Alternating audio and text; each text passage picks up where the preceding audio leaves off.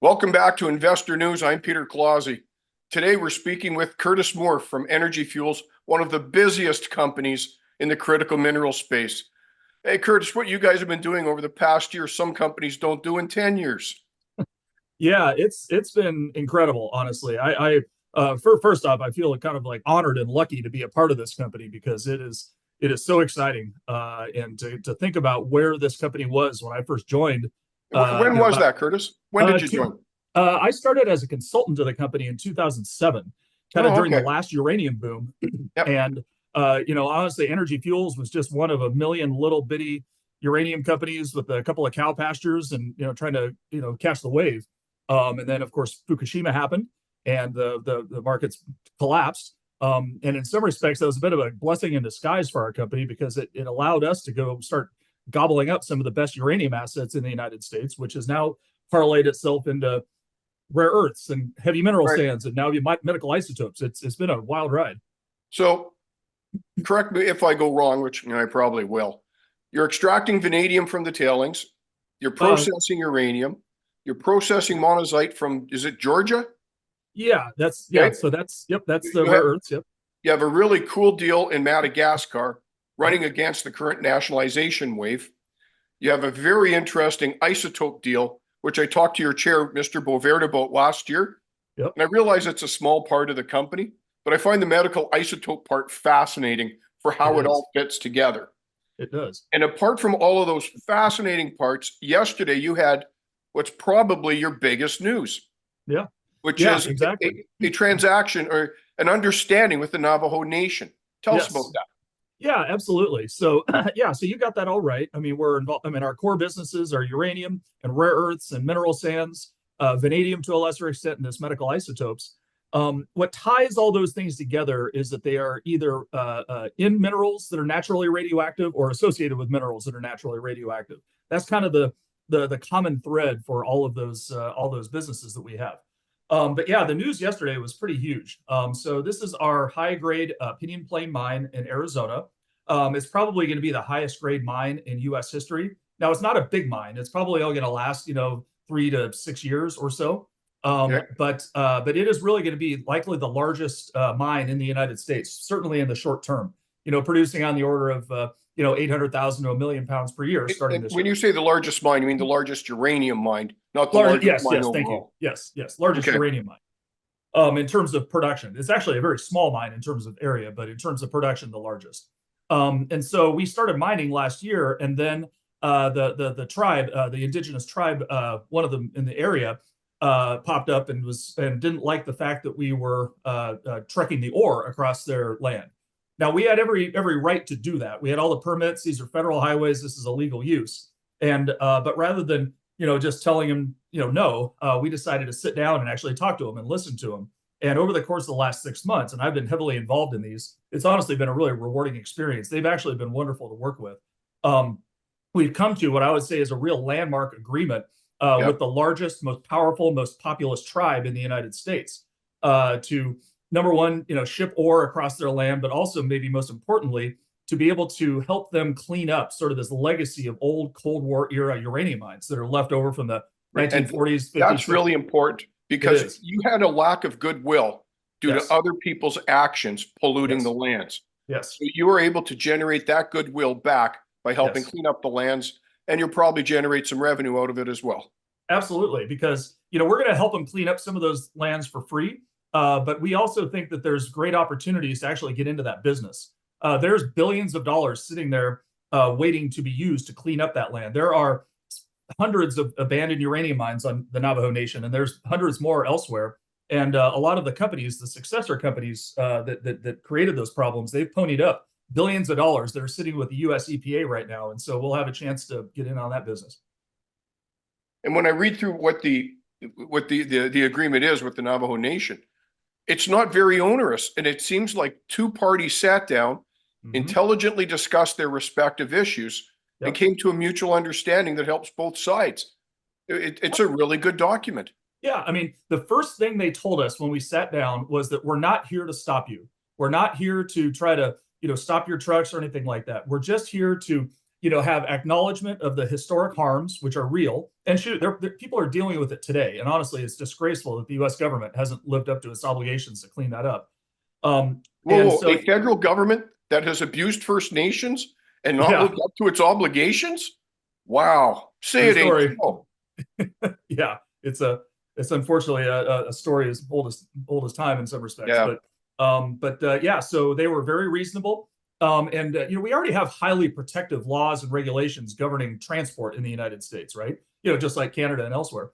But they wanted just some additional layers of protection, and we realized we can do it. We can be responsive to their requests, and so we put this all in an agreement. And also we've volunteered to help them with some of this cleanup and help them with some other initiatives related to uranium cleanup. It's a real win-win and an opportunity to build some great partnership, we hope. Right, and you're going to invest into the community beyond just the uranium cleanup. Yes. So yeah, we're coming up, but it's all related to uranium. It's all related to the historic harms of uranium. There's other environmental cleanup needs out there, education, just health and welfare and that sort of thing. It's all related to uranium. So a huge win. Yeah, thank you. So, it's honestly one of the prouder moments of my career, I have to admit. Well, good. Tell us what's going on in Madagascar. Yeah. So we acquired this company, Base Resources, in October. And they're a very well-known heavy mineral sand company. So for those that don't know, heavy mineral sand projects typically mine, it's essentially free-flowing sand or compacted sand that has titanium and zircon minerals in it. And so most titanium and zircon, they do have some high-tech, high-value uses, but most of it's kind of a bit of a boring industrial material. Most titanium is used in paint and pigment. Zircon is used in ceramics and things like that. Right. But right alongside those minerals and a lot of these mineral sand projects is an extremely high value rare earth mineral called monazite sand. And so over the last several years, we have proven up our ability to process the monazite, extract the rare earths. One of the quote problems with monazite is that it has more uranium and thorium in it than other rare earth minerals. Keeping in mind, every rare earth mineral has uranium and thorium in it, and it's pretty much a problem for every company outside of China, which why it makes a ton of sense for us to process this at our uranium mill in Utah. And so you're going to ship the material from Madagascar to Utah. Yes, exactly.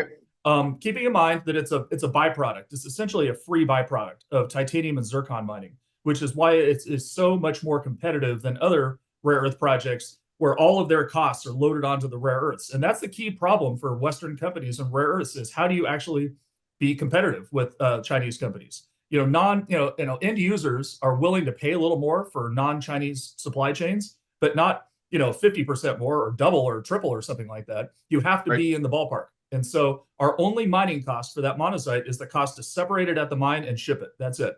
So and then process. It has to be processed at the mill. Well, yes.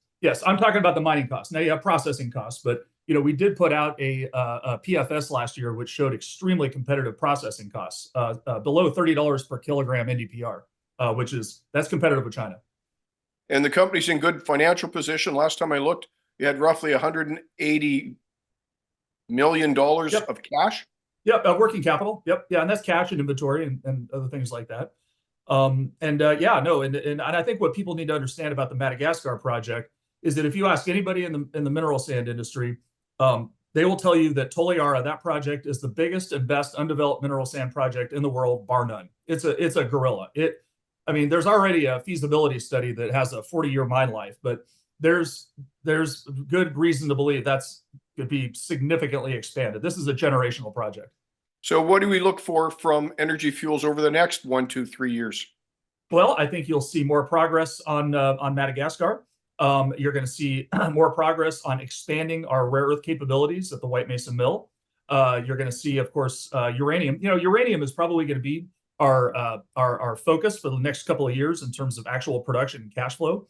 And so, we're trying to catch that wave in uranium while, make hay while the sun is shining. But over the next few years, we're expanding our rare earth capabilities. We're going to be developing Toliara. We also have another mineral sand project in Australia called the Donald Project, and a third mineral sand project in Brazil we call the Bahia Project. And between those three projects, there's enough monazite to make us as large as an MP Materials or a Linus. 6,000 tons of NdPr per year, plus the heavy rare earths. And at the same time, we're installing parallel processing capabilities. We don't have the ability to process both uranium and rare earths simultaneously right now. And so we're going to install those capabilities as well. So, look, we're turning into kind of three big companies in one. The biggest US uranium mining company, which we already are, also a rare earth company on the scale of a Lynas or an MP Materials, and a mineral sand company on the scale of, say, an Iluka or a Tronox or something like that. So It's pretty exciting. And you have the cash on hand to make that happen. Yeah, I mean, look, these projects, and there's feasibility studies out there, so there's going to need to be a certain degree of project financing, of course.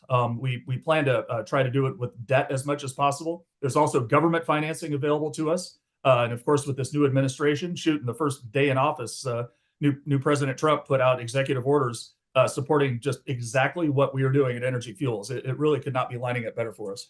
PDAC is roughly 1 month away, the big mining show in Toronto. Energy Fuels always has that booth that's just inside the main door off to the right. I assume you'll be there again and you'll be very busy. Yep, we sure will. We're looking forward to it, and looking forward to seeing you there. Good. I'll be by the booth a few times. This is Curtis Moore from Energy Fuels saying goodbye. Trading as UUUU on the New York Stock Exchange. Peter Clausi from Investor News. We'll see you at the mining show. Thank you.